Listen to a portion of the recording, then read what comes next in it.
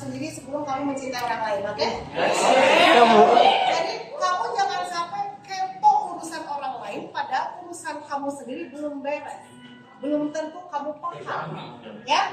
Kamu ngurusin orang lain tapi kamu belum paham bakat kamu apa, minat kamu apa gitu kan ya. Termasuk alat kelamin harus kamu pahami benar-benar fungsinya ya, kegunaan, fungsi atau kegunaan, kemudian cara pakainya gimana dan kapan kamu pakai. Jelas?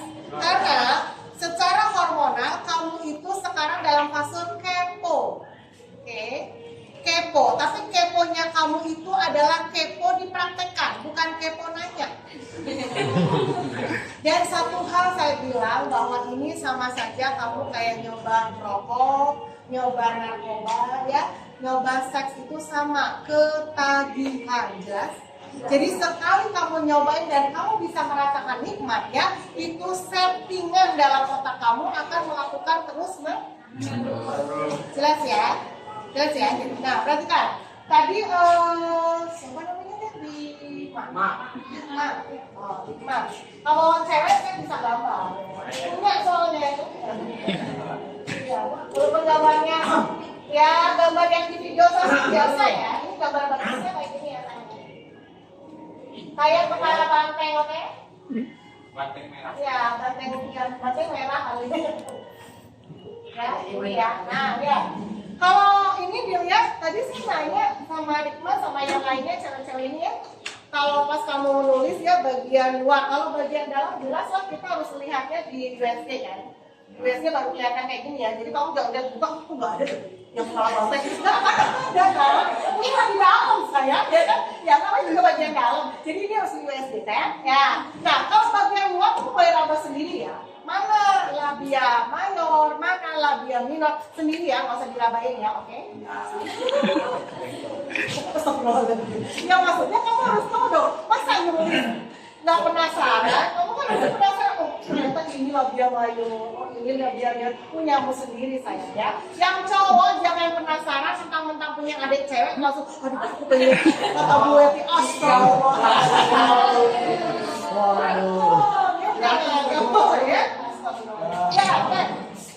bagian dalamnya saya jelaskan yang penting-pentingnya aja ya. Oke. Ya, ini adalah ovarium. Oke. Wanita mempunyai ovarium kanan dan kiri. Kita punya dua ya, yang cewek ya.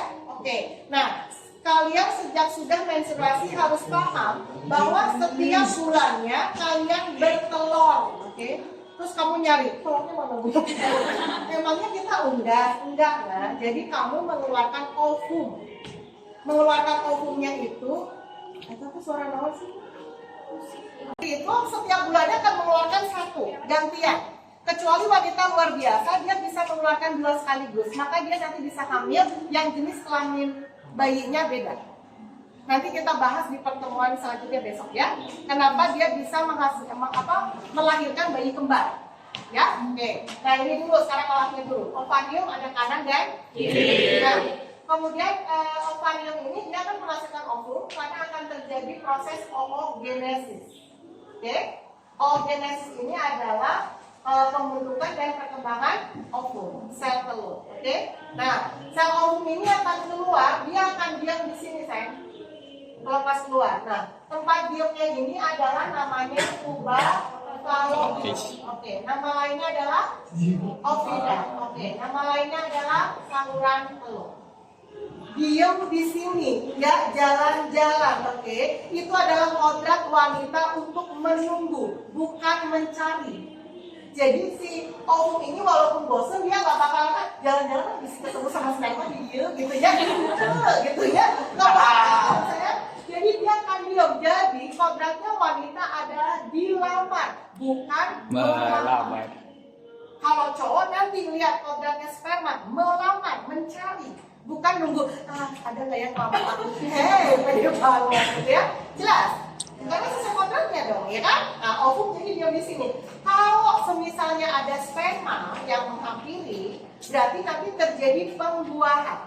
Terjadinya di tempat pertemuannya, di mana? Di tuba fallopian. Nah, pertemuannya itu namanya apa? Kalau ini ketemu ya sama sperma, berarti namanya fertilisasi. Jadi ada pembuahan.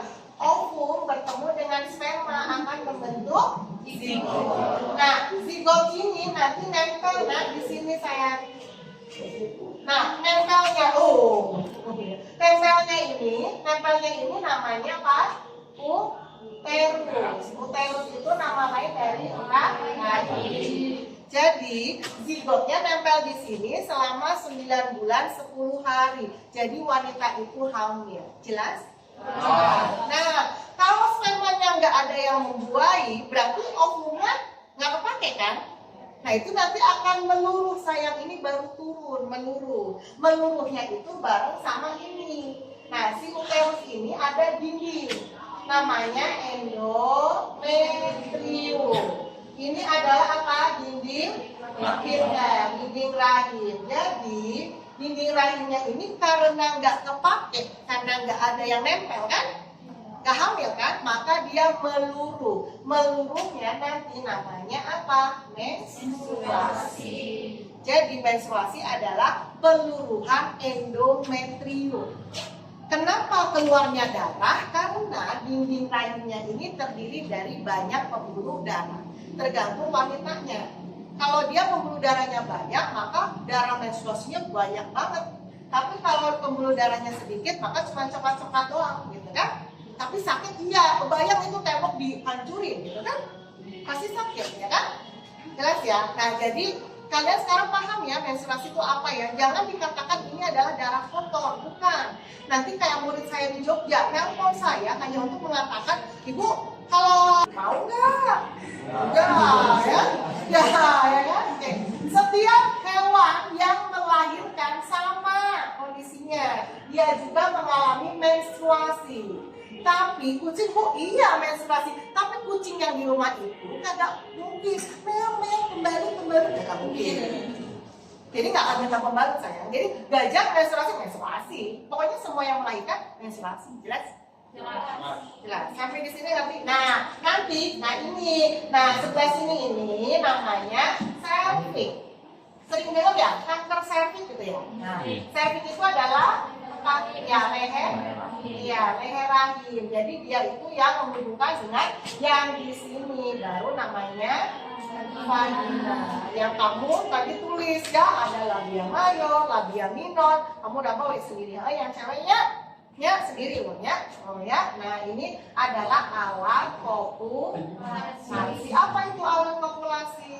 Alat bersenggama, hubungan suami istri. Oke? Ya, ini suami istri ya. Jadi kalau pacar beling ya, awas ya. Soalnya bukan apa-apa, bisinya aku udah masuk surga dipanggil. Saya udah, kamu udah makan di rumah mana? Ya, betul ya toh. Yang menghasilkan ovum siapa? Tempat menempelnya zigot di mana?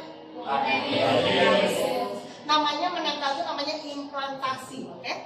Jadi tempat implantasi zigot itu di apa? Sekarang kita ke oke. Saya pasti akan lebih lama karena saya guru cewek ya. Mempelajari lawan jenis lebih mengasihkan daripada mempelajari diri sendiri. Oke? Kenapa dokter itu dokter kandungan itu cowok? Karena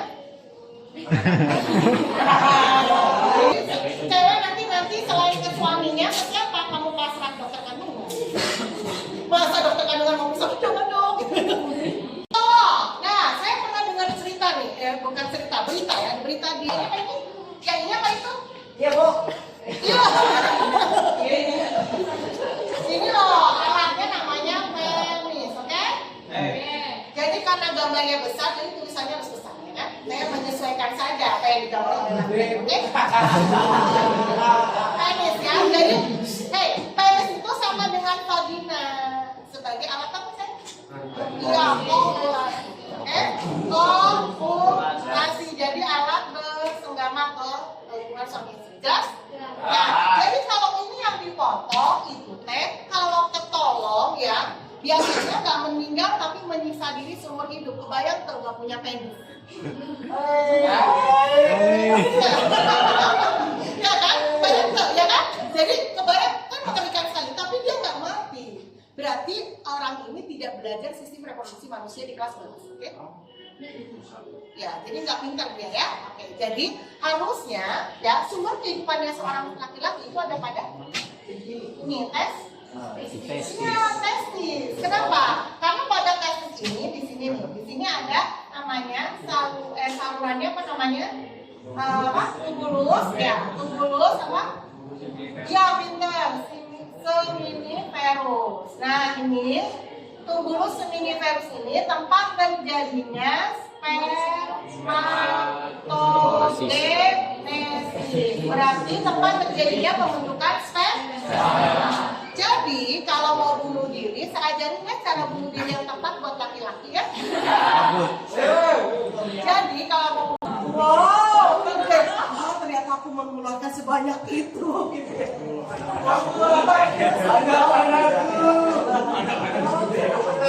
Ya, kalau nggak percaya itu kan sendiri ya kan. Nah, perhatikan 250 juta sperma. Di sini saya cuma mau ngomongin ya kan. Kamu maksudnya kamu itu 250 juta sperma bapak kamu. Ngerti nggak? Kebayangkan? Ngerti, Pak. Itu yang bisa membuai ovum yang ada di sini, nah, kan 250 juta dari sini nih naknya.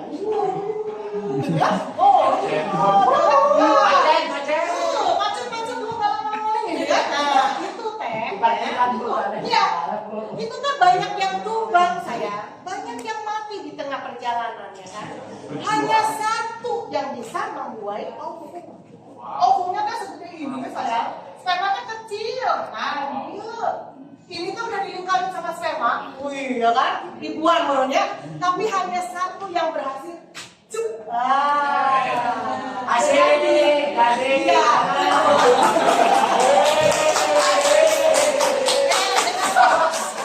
Satu di antara 250 juta sperma adalah saya.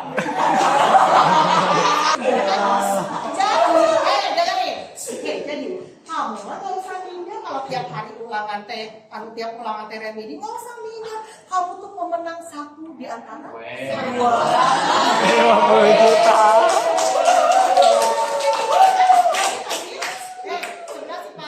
Kalau pengen ke ITB jurusannya saingannya cuma 10.000. Apa yang kamu bilang? Kamu sudah pernah menang di antara 250 juta. Ya kan? Jadi nanti kamu bilang sama mama kamu, mah ternyata aku hebat. Kenapa? Walaupun aku remedi di ulangan. Kenapa? Karena aku adalah pemenang di antara 250 juta. Mama kamu ngomong, siapa yang ngajarin gue? Jelas ya? Jelas? Nah, sekarang pakai bentuknya kayak kecebong saya. Tapi pas di tubulus seminiferus itu bentuknya bulat. Kalau bulat kagak bisa renang, walaupun dikasih semekan ya kan. Maka setelah dari tubulus maka masuk ke epididymis. Tadi kan sama Fadil dibilang ya epididymis adalah saluran yang panjang. Dan ini tempat pendewasaan. Jadi pendewasaan sperma artinya apa? Dikasih apa tadi? Ekor. Nah, jadilah kayak kecebong gitu ya. Nggak kayak gitu kali kayak kecebong jas. Jadi bisa berenang. Jadi kalau nggak mengalami pendewasaan, dia nggak punya ekor gitu ya. Nah, jadi epididymis ini saluran yang berkelok-kelok sepanjang 3 meter. Nah, kalau ada peneliti yang sudah meneliti itu, kamu percaya aja ya, jangan sok-sok iya ya, aku nggak percaya kalau epididymis itu 3 meter, aku buka, mati dong kamu. Ya kan, epididymisnya dibuka, aku mati, aku ya, tesisnya dibahacurin gitu ya. Jelas ya, kayak misalnya kamu ada dengan peneliti bahwa mengatakan bahwa kamu manusia itu tahan tidak makan 10 hari. Nah, kamu nggak percaya dan kamu buktikan sendiri ya, ternyata hari ke-7 meninggal. Jadi tolong kayak kalau ada teori percaya aja ya daripada celakakan diri sendiri. Nah, nanti banyak perceraian terjadi punya semua. Bisa kebayangkan kalau nggak ada ekornya itu sperma gimana mau renang? Ngerti? Berarti kuantitasnya betul sesuai tapi kualitasnya kagak ada. Maka mau gonta-ganti istri pun si laki-laki ini nggak bakal bisa menghamili istrinya, jelas. Jadi percuma dong dia nyerahin orang dia sendiri yang mandul. Jelas ya. Jadi bukan berarti cowok terus yang salah, bukan. Maksud ibu, kebanyakan yang disalahkan adalah yang cewek. Bisa aja yang cewek juga salah, karena ada cewek tertentu yang alergi sperma. Bukan berarti bukan sayang. Jadi itu namanya vaginisme atau apa ya, itu penyakitnya. Jadi dia kalau ada sperma langsung dihancurin, mati semua. Atau gimana caranya bisa membuai? Tapi kan bisa hamil, bisa ada sistem bayi tabung, inseminasi buatan bisa, gitu ya. Jadi banyak cara sebenarnya. Saya jangan terlalu kalau itu mau bosan aja kalinya nyerahinnya gitu ya.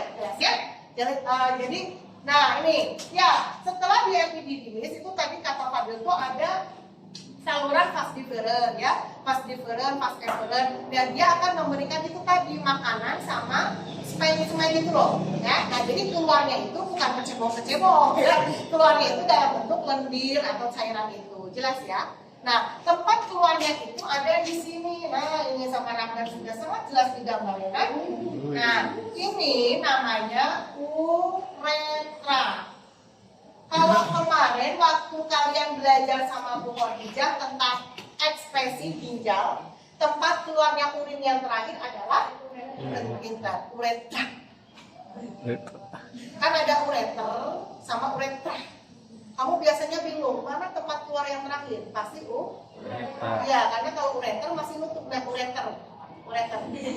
Kalau uretra boleh keluar. Jelas ya. Jadi kamu gak usah bingung mana uretra ya. Oh iya yang terakhir uretra. Keluar ya kan? Nah, jadi kalau di laki-laki uretra itu adalah saluran urin dan saluran sperma. Kalau cewek beda, oke? Kalau cewek ovumnya beda, ovum sendiri, urin sendiri. Jadi salurannya beda. Tapi kalau pada cowok jadi satu, saluran urin dan saluran sperma. Jelas? Hafal? Saya yakin hafal ya. Kalau yang lagi ini kayak gini mah daripada ngapalin fisika. Ya?